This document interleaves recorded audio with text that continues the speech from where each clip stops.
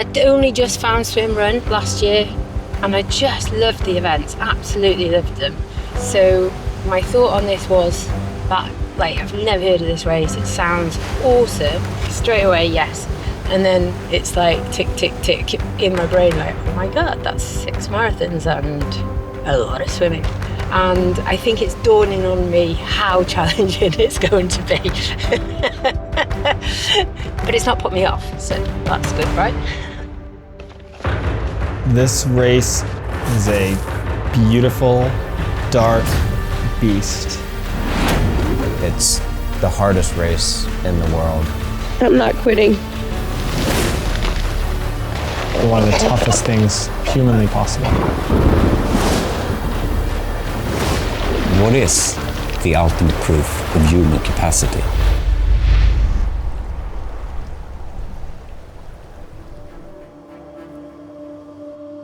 It's like a running joke in our club that I get lost or can't find my way or don't recognise where I am. So going out with the club on the bike, for example, we'll be riding. Unless I'm like leading that ride and I know the route, I'm just following. So they'll say, let's go this way. And I'll say, okay, yeah, let's go.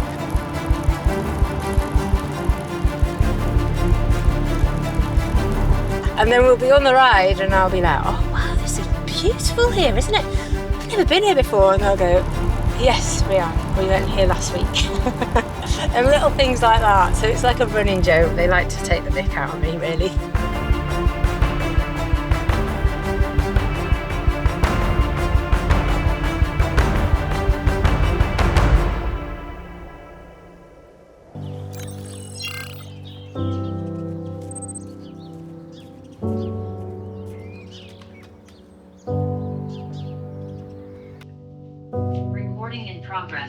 Good morning, everybody, and welcome to maximum strength number 41. Well, I woke up at 5:30 this morning, but I met you guys at 6:30, where I was doing a live session over Zoom, just a strength and conditioning type session.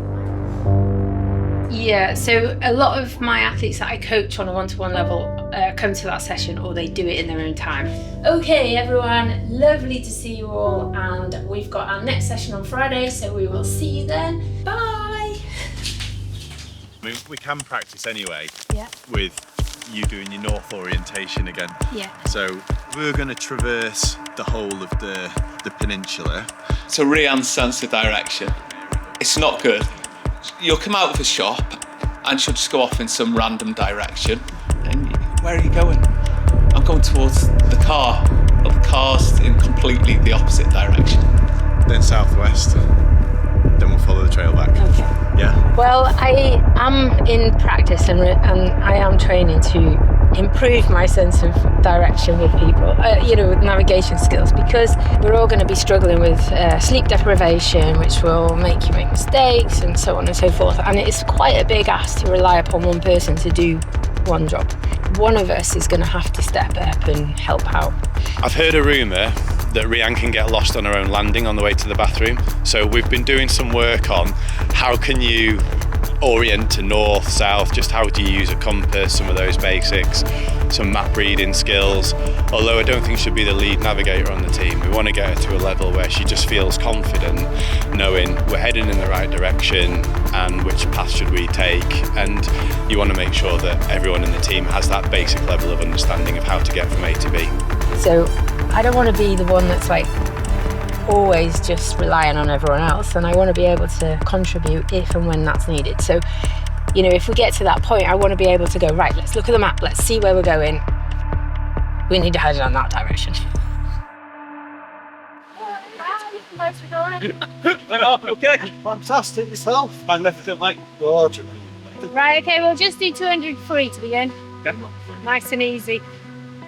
My group that I usually swim with every Monday, Wednesday and Friday is just a really mix of people, which is great, and we have a good old laugh, but we swim hard.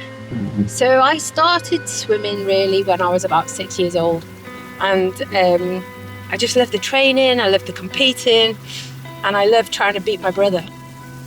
That was like my whole focus, I think, at that age, just to beat my brother. And then when I did beat my brother, it pissed him off and he quit. Excuse my language. I did continue to swim till I was about 21, 22. I was in the Welsh Universities team and I went to the British champs and blah, blah, blah. Initially, when I first heard about the race, the swimming in the dark was, I think, my biggest fear, actually. Training in the open water for me hasn't been easy over the years because I am a bit fearful of what's in the water. I've had incidents where I've literally freaked out and swum over people to get out, stuff like that. Last year I did so many longer races open water where I was on my own for like 2 hours and nothing happened. So I think I almost conquered that fear a little bit of the open water, but the swimming in the dark, that is something that's quite scary. Come on then, guys, get your bikes. Go on, yeah, just ride around, guys, just get a bit warm, wait for everyone else. Going that way, yeah? That way. Yeah, not too tight. Okay.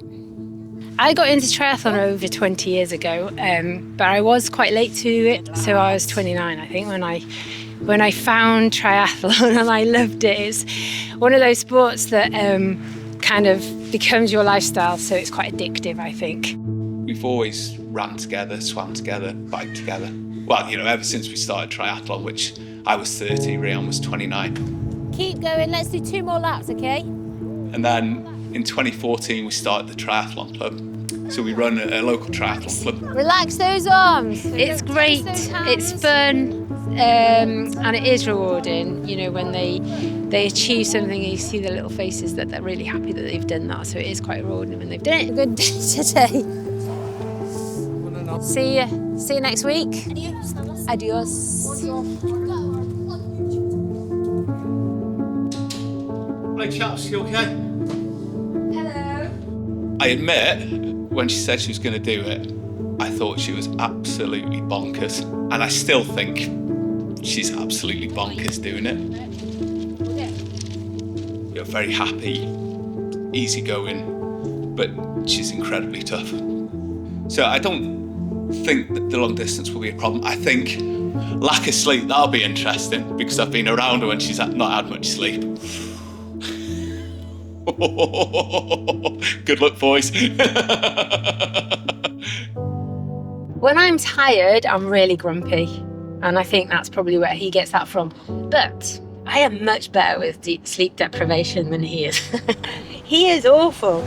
So I feel like women, in particular, are kind of it's in them not to sleep as much as men, like because of having babies. So I do think it will be a challenge if I get to that point where I'm like, it's the hunger is the thing, actually. If I'm sleep deprived and hungry, then I'm just unbearable.